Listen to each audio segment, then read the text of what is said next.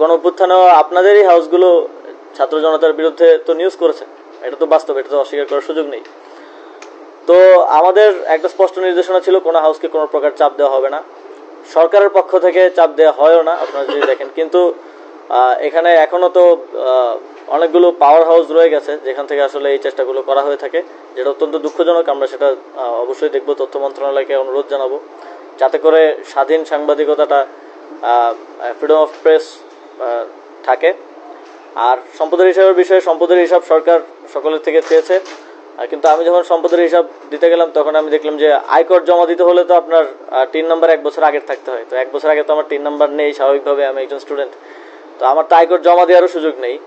তো আমি আমার টিন নাম্বার করেছি, আশা করি আগামী বছর আয়কর যখন জমা দিব তখন আমি সরকারকে অফিসিয়ালি যেই সম্পদের হিসাবটা সেটা দিতে পারবো। আর আনঅফিসিয়ালি আমার ব্যাংক অ্যাকাউন্ট থেকে শুরু করে যে হিসাব আছে সেটাও আপনারা, আমি হিসাব করে আমি চিন্তা করেছি যে দায়িত্ব থেকে যাওয়ার পরে হিসাবটা দিব, কিন্তু চাইলে এখনো দিতে পারি, নো ইস্যুস।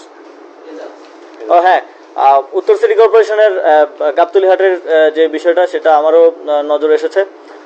উত্তর সিটি কর্পোরেশন থেকে যেই জবাবটা দেওয়া হয়েছে সেটা হচ্ছে যারা ইয়ে করেছেন, আবেদন করেছিলেন, সেখানে 1, 2, 3 যারা হয়েছেন সেখানে ফ্যাসিবাদের সময়ের লোকজন তো আছেনই, এর বাইরেও যারা আবেদন করেছেন তাদের আসলে এর মধ্যে অনেকগুলো ক্রাইটেরিয়া তারা ফুলফিল করেন না। সেই জায়গা থেকেও উত্তর সিটি কর্পোরেশন এটা খাস আদায়ের সিদ্ধান্ত নিয়েছে। তবে আমি আমাদের উত্তরের প্রশাসক ওনাকে এটা পুনর্বিবেচনা করার জন্য অনুরোধ জানিয়েছি, যাতে করে সরকারের যেই আয় এই পশুর হাটকে কেন্দ্র করে সেটা কোনোভাবে আসলে হ্যাম্পার্ড না হয়, সিটি কর্পোরেশনের যেই আয় হওয়ার কথা সেটা যাতে কোনোভাবেই হ্যাম্পার্ড না হয়। জুলাই গণ অভ্যুত্থানে সামনে থেকে নেতৃত্ব দেওয়ার কারণে মানুষের একটা আকাঙ্ক্ষা তো আছে যে আমরা দেশের জন্য দীর্ঘমেয়াদে কাজ করি। তবে কোন রাজনৈতিক দলে আসলে যুক্ত হব সেটা তো এখনই আসলে সিদ্ধান্ত নেওয়ার সময় হয়নি, কিংবা কখন যুক্ত হব সেটাও এখনও আসলে অনেকটাই আনসার্টেইন।